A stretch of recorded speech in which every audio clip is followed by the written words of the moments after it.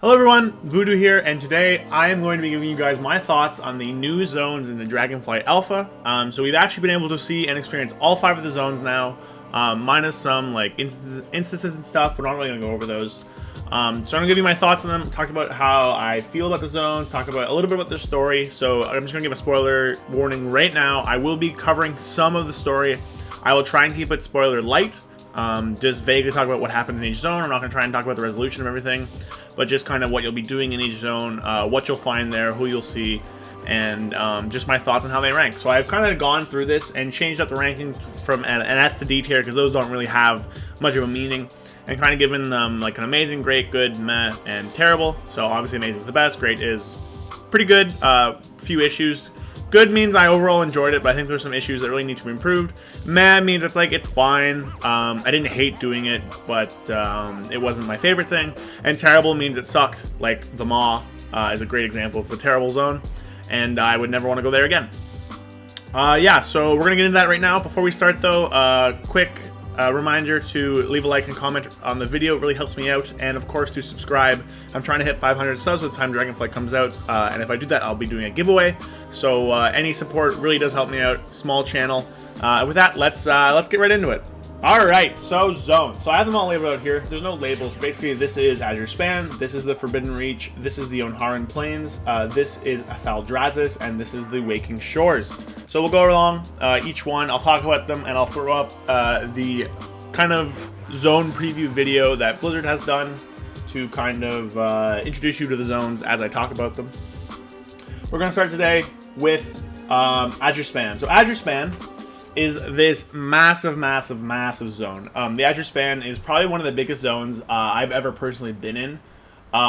It's basically modeled after a tundra. So if you want to think about past zones we've been to that are kind of similar to this one, really heavy Grizzly Hill vibes. So you kind of come into the zone from the Anharan Plains to kind of the top, the northwest. It's the bottommost zone. You come on the left side and you're in like this boreal forest kind of area. There's some greens around, big tall redwood trees. You find like some knolls. And then you venture out into this open area, and it kind of spreads out before you a little bit. And there you kind of hit the middle point of the zone. So from this middle point of the zone here, you can either go down towards the coast, where you'll find some Tuskar, you'll find the Brackenhide Hollow Dungeon, you can find some Murlocs and Gorloks down there. You can go to the west, to the east, and you kind of hit a volcano. You hit the main seat of the Blue Dragonflight's power. You hit the old place where Sindragosa used to live and her library, and you kind of hit like a frosty area. In between there and where you are, there's also some like tundra and some reddening and golden kind of vibes to the ground, and you find like some of this. They've kind of gone and made everything, all the creatures in the area, kind of draconic. So you meet that as well. And in the north, there's just kind of mountainous stuff, some ruins, stuff like that. So I think altogether, the vibes of the zone, like the vibes you feel when you're in there, the music, the visuals, just all the creatures you meet are amazing. The Tuskar capital city is amazing. The storyline is pretty fun. So at the start, you help some Tuskar with a few different things. You kind of go down to the village, help them out a little bit, get them all set up in the area. And then you go and you aid the Blue Dragonflight. You help them kind of reclaim their arcane area, their little library, and there's a dungeon there, the Azure Vaults. The other dungeon here is Brackenhide Hollow, which is a amazing dungeon. I really enjoyed it. And then from there, you kind of fight the Primalists. There's a volcano kind of fight. You fight your way up a volcano. And you, the story ends with you kind of doing a vehicle fight against the final boss of the first raid. Storyline, pretty good, pretty interesting. You learn some stuff about Sindragosa, you learn some stuff about the Blue Dragonflight. I think personally, Blue Dragonflight is pretty cool. Story, pretty good. But I think really in this zone, the big thing for me that kind of sold it all was just being immersed in these tall redwood trees and these forests. It's Grizzly Hills with dragons, which Grizzly Hills is one of my favorite zones, one of everyone's favorite zones. Dragons are super cool. The Tuskar Village is an amazing touch. I think Tuskar Village is really cute, and I can't wait to kind of explore down there more. So really, I'm going to give Grizzly Hills, and not Grizzly Hills, the Azure Span an amazing rating. I think this is one of the best zones they've made to date. I really enjoy this zone. It's pretty big, but dragon riding really helps you traverse these zones quite well. And I think in this zone, the way they have dragon lighting laid out is pretty good. They give you a really high vantage point. It's easy to get to jump off of, to kind of reach anywhere. The one downside to it, I still think the zone's amazing, but it is hard to get up from the coastline to the higher mountain areas if you don't get the flight points. So I really would recommend getting flight points in this zone. Overall, I think this zone is amazing. Alright, so next up is the Forbidden Reach. Now, the Forbidden Reach actually won't be accessible by anybody else besides the Evokers. This is the Evoker starting zone. Think about how Demon Hunters started on the planet there. I believe it was Mardoom, but don't quote me on that. But they started on another planet, or how the Death Knights started in their own starting zone in the Plaguelands. Drakthar are starting their own zone on the Forbidden Reach. This one's a little different, so I'm going to talk about the story. First of all, of course, I'm going to let the video of that Blizzard has released playing, of course. So this area, it's kind of a grab bag of some of the different locales of other places. There's some foresty stuff. There's a little bit of hot spring stuff, which is reminiscent of the Waking Shores. There's some creatures you can find in Azure Span or Anharan Plains that you find here as well. But the scenery itself is reminiscent of parts of Faldraz, I would say. It's a little mountainy. There's just some green trees. I think the greenery in the surrounding area is kind of generic. It's not super unique, nothing we haven't seen before. But again, it is a starting zone. I think all of the architecture is really cool. You really get the feel that, hey, you know, we've been here a while. Lots of time has passed. This is kind of run down. Things are in disarray. People haven't been here in a long time. So you see all this like collapsed dragon architecture. You see all this kind of overgrown dragon architecture. And some of the architecture when the primals come in with the kind of storm stuff raging around, and the like their elemental like columns and elemental totems and stuff like that is super unique and interesting.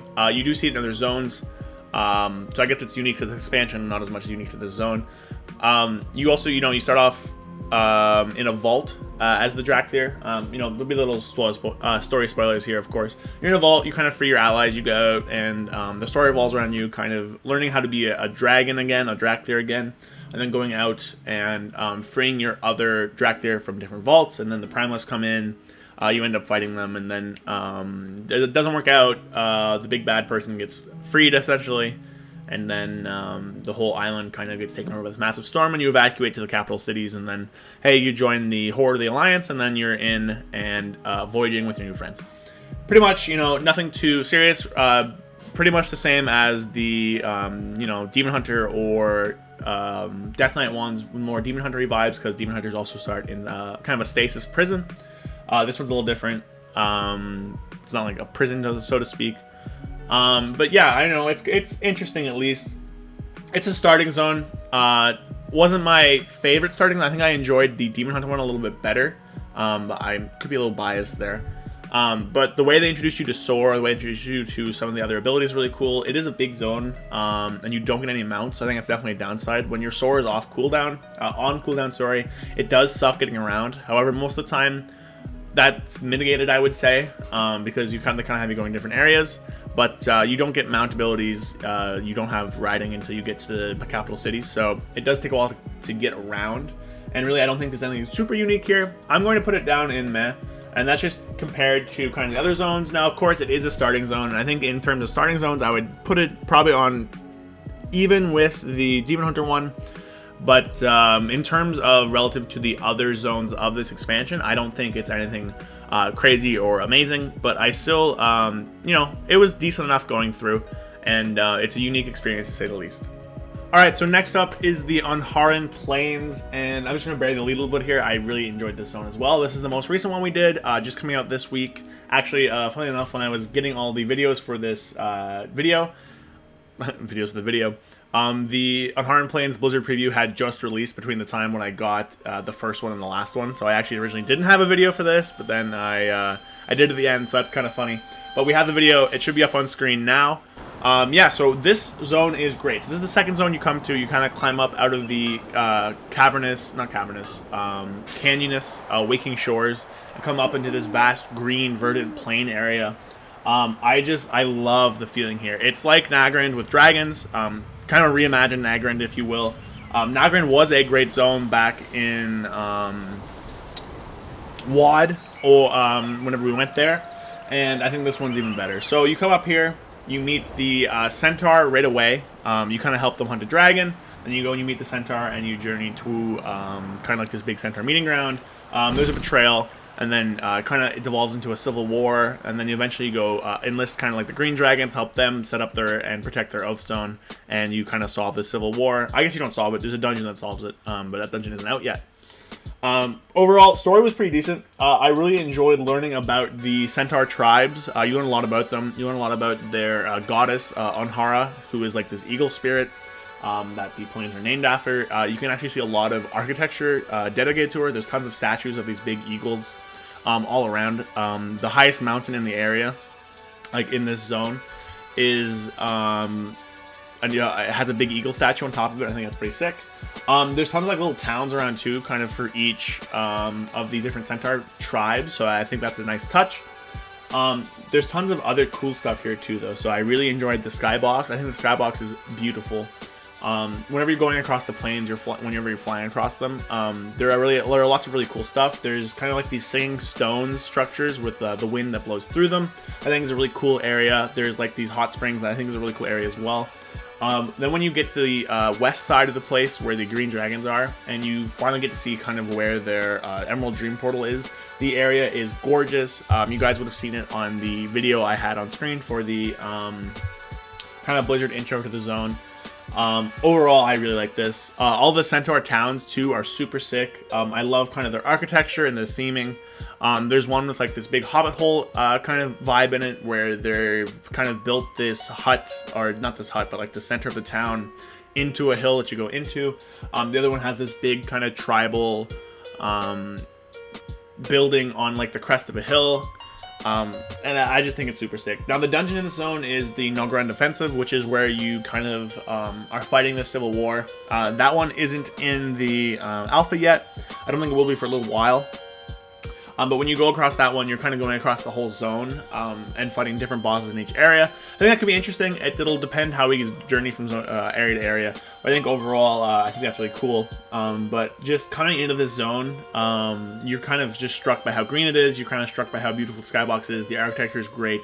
I loved meeting the different centaurs. I loved meeting the Green Dragon area. That area was very nice, very pretty. I think there's a pretty clear distinction between different biomes and areas in this place as well. You have kind of like your more elemental area with the singing stones and kind of the caverns and the watering hole with the hot springs. You have the high mountains with, well, not high mountain porn, but there's like mountains up there with the eagle statues and stuff like that. You have the main plains, you have some swampy areas, and then you have like the western part, which is where you find the green dragonflight, and they're all very unique and distinct. And I think the zone, frankly, is amazing. These two zones up here are perfect. I loved venturing through them. I cannot wait to spend more time in them whenever it finally releases. Alright, so next up is Faldraz. Now this is the last zone you end up going to. It is the 4th zone, not counting the Forbidden Reach, in the story. This is where the main capital city is. I absolutely adore this capital city. This capital city is probably one of the best ones we've seen in the past few expansions. It's way better than Dalaran, way better than Oribos, way better than Dazar Lore. I think Bralis is pretty good, but I think compared to Valdrakken, the city, I think it's much better. You kind of feel the city itself. I have a video going through the city. I'll have a card up above if you want to check that out. There's like different areas for each Dragonflight. There's this huge tower you can jump off of. There's an auction house there. There's tons of different crafting areas. I just think it's a really immersive city. I think the city is great. The zone itself is weird. So there are some areas that are super unique that I think are really cool. It's kind of like themed off of like our Titan architecture, but there's also a lot of dragon architecture in there. Kind of gives me some Suramar vibes in certain areas. I don't think a lot of the areas are things that we necessarily haven't like that we've seen. Like we've seen some of these areas before, you know what I mean? Like the areas when you're not in like the main city, or when you're not in some other places, which we'll get to in a second, feel kind of the same. There's not too much differentiating them, and they feel like zones we've been to in the past almost. Like I didn't feel like there's something super unique. I think the way they're presented is unique. I think that kind of the big aqueducts everywhere are super fun. Dragon running through those is great. I think the tier hold is cool, and I think of course the entrance to the first raid is really sick. There's some cool kind of floating areas that I really liked as well. Those are really sick. And then there's like this dragon graveyard, kind of like the elephant graveyard from Lion King, if you will, that I think was pretty cool too. But other than that, besides one major point, which I'll get to when I talk about the story, I think the area is kind of the same. However, I think the main saving grace here was the story. So the first part of the story is whatever. You kind of go to the main city, and they're like, oh, the Primalist are coming, and then like the category captain's like, oh, the Primalist are already here. And then you go and you fight off the Primalist, and there is this big twist I don't want to spoil. And then you go and you help the Bronze Dragonflight after that. And I think this is the big part of the saving grace for the zone for me. I think without this, the zone itself would just be kind of good. Maybe it'd be a little meh, but I think it would be good. However, because of this story, I think it actually is going to go in great. I'm going to explain this after putting in great, because I just think this part's great. So you go to this Bronze Dragonflight area. It was in the video overview that Blizzard has. It'll be at the end. You go to this area, and then there's all this kind of sand flowing around. There's this big citadel of time with like a big hourglass with sand dripping down in it, and it's kind of awe-inspiring, just like the scale and the sheer coolness factor of it. You help the Bronze Dragonflight out to open up the door. It's been kind of locked. And then Chromie and a Bronze Dragonflight kind of get into a tussle and get thrown into the time streams, and you chase after them. And this part is amazing. You go to like alternate timelines, you go to alternate futures, alternate pasts. You go to the future where the Primalists win. You go to Nyalotha, back before the Titans had even come to the world. You go to the Null Wars. You go to the War of the Shifting Sands. You go to the Pandarian Uprising. You go to some alternate timelines as well besides the Primalist future. You go to Azure Murloc, which is it's Azeroth if Murlocs had taken over. That is incredibly funny. You get you see some like Murloc enemies like old Murk-Eye, Murk-Deep that are enemies in our past that are like heroes for them. You see like Murloc versions of our heroes. Like you see this big like Murloc Hulk is like Bane or Karen, I don't remember which one. You see like Thrall Murloc or like Vermurgle, who was like Varian Rin. I think that's really funny, and I think it is by far the saving grace of the zone. Really enjoyed going through that quest line. I think that was amazing. Really enjoyed it. Probably one of the highlights of the entire questing experience, and I hope you guys enjoy that part too. Overall though, I think that really the dragon area really saved, not the dragon area, the Bronze Dragonflight area really saved this zone for me. I think some of the other cool places, some of the other places are cool, but you don't go there in the main story, which I think is a big miss. The main story itself is really concentrated in only 2 areas of this zone instead of the whole zone. The main city is really cool. Overall, great zone. The story was amazing though. That's really what moved it up here. Alright, so last up is the Waking Shores. Now this is the first zone you get to. You arrive right on the shore with your expedition crew from the Horde of the Alliance, and you get thrown right into the story of the Dragon Isles. Now, I think this zone is interesting because it definitely suffers from being a first zone, I would say. I think if this zone was maybe later on, I think it would be much better than how I'm going to rate it. Basically, the zone is kind of a big canyon, if you will. There's 2 to 3 major parts of the zone. There's kind of this main kind of red clay canyon vibes with everything kind of sunk down, and some like stuff up on the top. Different rock formations, different big spires. There's like some rivers flowing through it. Then you have kind of the Red Dragonflight Pools of Life area. This area is beautiful. There's a dungeon here. It's kind of just one city. It's very high up. It's kind of hard to get to if you don't know where the kind of flight paths, not flight paths I would say, but like there's like little fairy, not fair, like fairy like the boat, not fairy like a creature, but there's little like fairy dragons, so like boat. There are dragons that will carry you up to the top. That's what I'm trying to say. If you don't know where those are, it's kind of hard to get around. But otherwise, I think that area is really beautiful. It's really pretty. There's some good story there. And then the last area is kind of the Black Dragonflight area. There's kind of like this volcano and like magma and lava and fire everywhere. That place is sick. There's also this ice area for some reason. It's just kind of there. I don't really tell you about it. It's just kind of isolated in the middle of the zone. It doesn't really make sense like the Azure Span ice area makes sense, but it's there. I think the zone itself is very pretty. I think it does suffer from being kind of samey. So once you kind of get into the canyons, there's not that much diversity between it. The whole zone is kind of just the canyons and the volcano, which I think the zones themselves are pretty nice. They're pretty sick. But they're very much the same. There's not that diversity that you see in kind of Azure Span or Anharan Plains and stuff like that. And it's stuff we've sort of seen before, right? It's nothing entirely unique, which I guess I gave pluses to Azure Span and Anharan Plains, but I think just the way it's presented isn't as good as those ones. The Black Dragonflight area is very sick. I do enjoy that. There's also a little tiny Tuskar place, but it's like a few huts. It's not that big of a deal. It's nothing like the Tuskar village in the Azure Span. But yeah, so I think overall the zone itself is nice. I think the story is alright as well. So you kind of start off coming in, you meet this like embassy, which is really a really funny part. There's like this book you can sign out. I love that bit. And then you kind of walk up and kind of help out the the Red Dragonflight with kind of getting everything situated there. And then the story kind of shifts down to the Black Dragonflight and kind of reclaiming their area, reclaiming their kind of throne room and the seat of the Black Dragonflight and everything. You get you're with Rathian, and then this other dragon shows up. I'm not going to spoil anything, and then they're kind of both fighting for the throne, and then you help them sneak some eggs back to the pools of life to kind of try and build up their flight again. Story's decent enough. I definitely think it's one of the weaker stories of the 4 zones, but I think as well this kind of is suffering from being the first zone you get to, right? They kind of have to do some of the story beats to kind of introduce where you are, introduce what's going on. They have to do the story beats to kind of like, whoa, we're in this strange land, what are we doing here? Instead of kind of just throwing you right into what's going on in the area. There's kind of that walk-in intro stuff, which I think is kind of a subtraction, takes away from how you like the vibes in the zone. I think though the story does take you to kind of the big major areas, which is good. I think the biggest thing, for me at least, when I was going through here, that made it so it was less enjoyable than it could have been.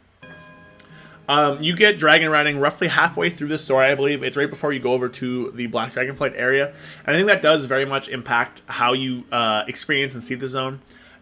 Exploring it on foot at first is great, but it's very slow, and you kind of look up at the canyon and you feel like you're stuck down in the bottom. I think if they had given us this zone first, before giving us like the Azure Span or one of the other zones where you just have dragon riding off the rip, I think it would have felt better when I was going through it. So I think it'll be good when you're going through as, kind of in the actual game because you don't have dragon riding yet. But coming from that alpha testing where we had dragon riding first, it feels like you're kind of missing that thing to kind of actually explore the zone and see everything and feel everything. But yeah, so I think because of that, I'm only going to give it a good ranking. I think it looks visually very pretty. I think it lacks in diversity a little bit. I think the story has some good beats, but it is definitely slow in some parts and definitely suffers from being kind of this intro zone, which is really what's kind of holding it back a little bit, in my opinion. So these are my thoughts on the new zones and kind of where I'm ranking them and putting them in my opinions. I definitely think that the zones themselves are very enjoyable. I enjoyed going through them all much more than I did in the Shadowlands zones.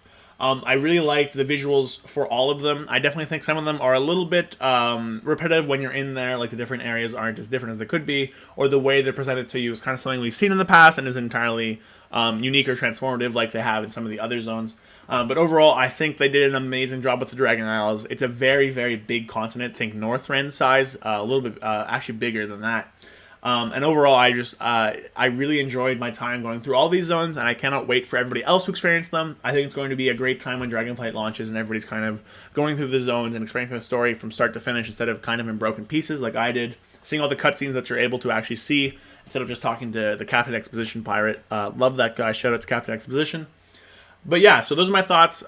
Leave a like, leave a comment if you disagree with me, or if you have any questions about the zones, or if you agree with me, or I don't know, just tell me what your favorite meal is. I don't know. Yeah, and then subscribe if you enjoyed it. It really helps me out, and I want to thank everybody for watching. Thank you all for the support, and I will see you guys next time.